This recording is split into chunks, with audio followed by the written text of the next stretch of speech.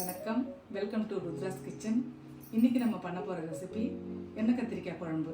வாங்க எப்படி செய்யலான்னு பார்க்கலாம். எண்ணெய் கத்திரிக்காய் குழம்புக்கு தேவையான பொருள்: கத்திரிக்காய் எடுத்திருக்கேன், இந்த சைஸ் புளி நான் எடுத்திருக்கேன், கரைச்சி வச்சுருக்கேன், மிளகாத்தூள், கல்லுப்பு, நல்லெண்ணெய் எடுத்து வச்சுருக்கேன், மஞ்சத்தூள், ஒரு சின்ன கட்டி வெல்லம். இது வதக்கிறதுக்காக எடுத்து வச்சுருக்கேன். இந்த வெங்காயமும் கொஞ்சம் பூண்டு, கருவேப்பிலை, இது ரெண்டும் நம்ம அரைக்கிறதுக்கு, வறுத்து அரைக்கிறதுக்காக. 3 ஸ்பூன் தனியா, ஒரு 8 மிளகாய், தேங்காய், வெந்தயம், ஜீரகம், மிளகு, ஒரு ஸ்பூன் மிளகும், இதெல்லாம் ஒரு அரை ஸ்பூன் எடுத்துக்கோங்க போதும். கொஞ்சம் சின்ன வெங்காயம், பூண்டு, வேர்க்கடலை, 2 தக்காளி, ஒரு கொத்து கருவேப்பிலை, இது ரெண்டும் வறுத்து அரைக்கிறதுக்காக.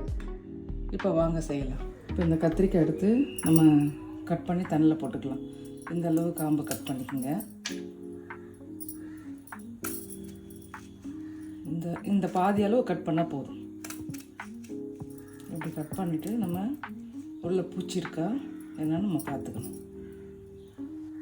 தண்ணியில் போட்டுக்கலாம்.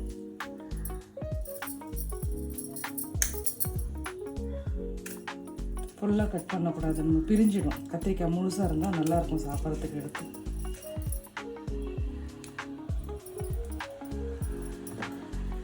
எல்லா கத்திரிக்காயும் இது மாதிரி நறுக்கி தண்ணியில் போட்டு வச்சுக்கோங்க. இப்போ அரைக்கிற பொருளை வறுத்து எடுத்துக்கலாம்.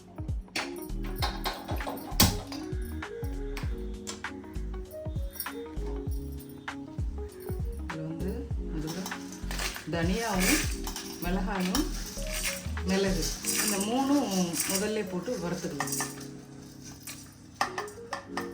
ஏன்னா இது செவந்து வரும்போது இந்த ஜீரகமும் வெந்தயமும் தீஞ்சிடும். அதனால் இது செவந்ததுக்கப்புறம் இதை போட்டுக்கலாம். தேங்காயும் அதிலே வதக்கலாம். இந்த அளவு செவந்ததுக்கப்புறம் இது ரெண்டையும் போட்டுக்கலாம். வெந்தயமும் ஜீரகமும்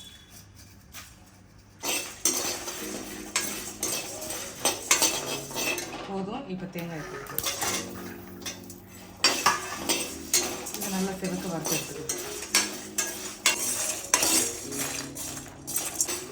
இப்போ இது வறுபட்டுருச்சு. இப்போ இதை நம்ம எடுத்து வச்சுக்கலாம்.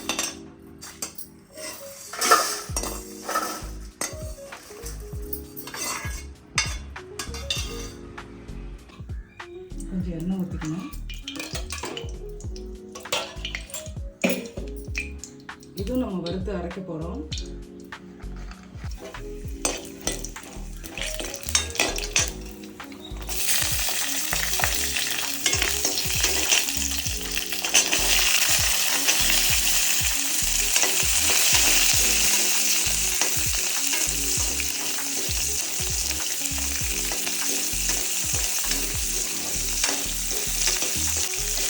இது ஓரளவு வதங்கினா போதும்.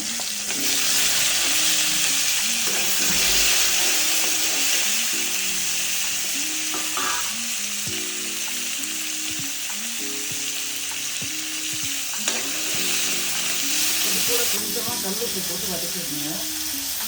ஏன்னா இந்த மசாலா தான் நம்ம கத்திரிக்காய்க்குள்ளே வைக்க போகிறோம். அதில் எடுத்து காரம் இல்லையே.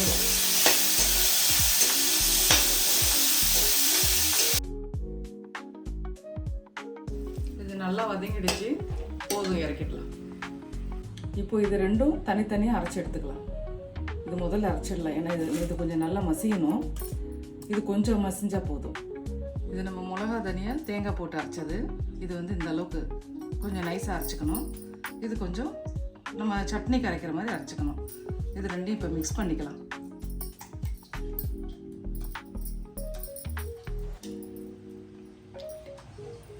இது இந்த அளவுக்கு நம்ம மிக்ஸ் பண்ணிவிட்டு இப்போ இந்த கத்திரிக்காய்க்குள்ளே ஸ்டஃப் பண்ணிக்கலாம். இது நம்ம இது மாதிரி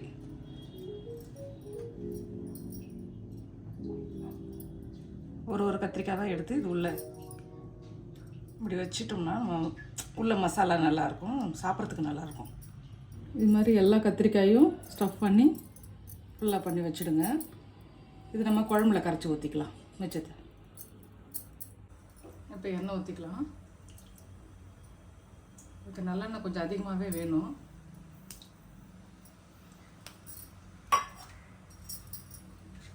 எண்ணெய் காயட்டும். இப்போ வெந்தயம் போட்டுக்கலாம், கொஞ்சம் கடுகு,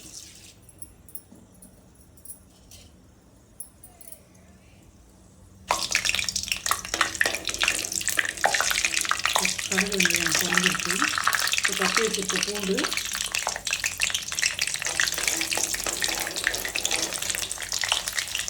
நறுக்கின சின்ன வெங்காயம், கொஞ்சம் கருவேப்பிலை இதில் போட்டுக்கலாம்.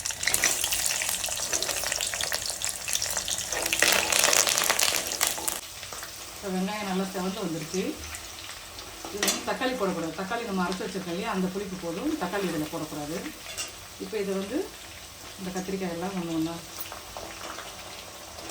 இது வதங்கும் போதே போடணும்.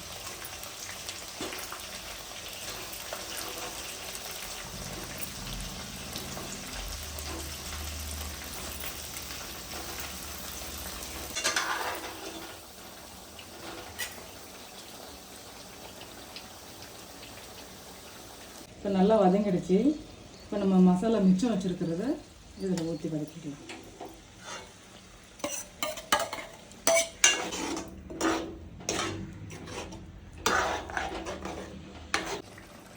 இப்போ இது கூட 2 ஸ்பூன் மிளகாத்தூள் போட்டுக்கலாம். நம்ம மிளகா போட்டு அரைச்சதுனால கொஞ்சம் காரம் இருக்கும், நீங்கள் காரம் பார்த்து போட்டுக்கோங்க. கொஞ்சம் மஞ்சள்தூள், உப்பு நம்ம போட்டு அரைச்சிருக்கோம், அதில் நீங்கள் பார்த்து போட்டுக்கோங்க.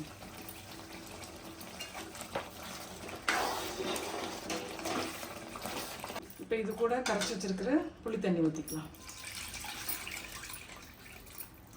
புளி தண்ணி ஊற்றிட்டு கொஞ்சம் தண்ணி,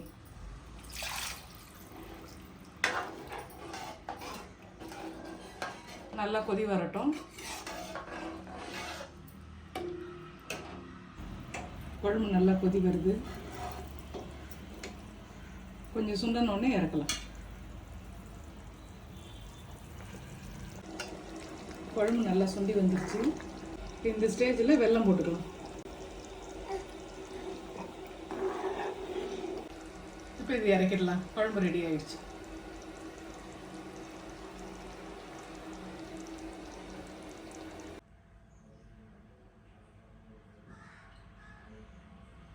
எண்ணெய் கத்திரிக்காய் குழம்பு ரெடி ஆகிடுச்சு. எங்கள் வீட்டில் எல்லாருக்கும் ரொம்ப பிடிக்கும். இதே மெத்தடில் செய்யுங்க, உங்களுக்கும் ரொம்ப பிடிக்கும். எண்ணெய் கத்திரிக்காய் குழம்பு நான் செஞ்ச மாதிரி செஞ்சு பாருங்கள், ரொம்ப நல்லாயிருக்கும். மேலும் வீடியோஸ்க்கு ருத்ராஸ் கிச்சனை ஃபாலோ பண்ணுங்கள். நன்றி, வணக்கம்.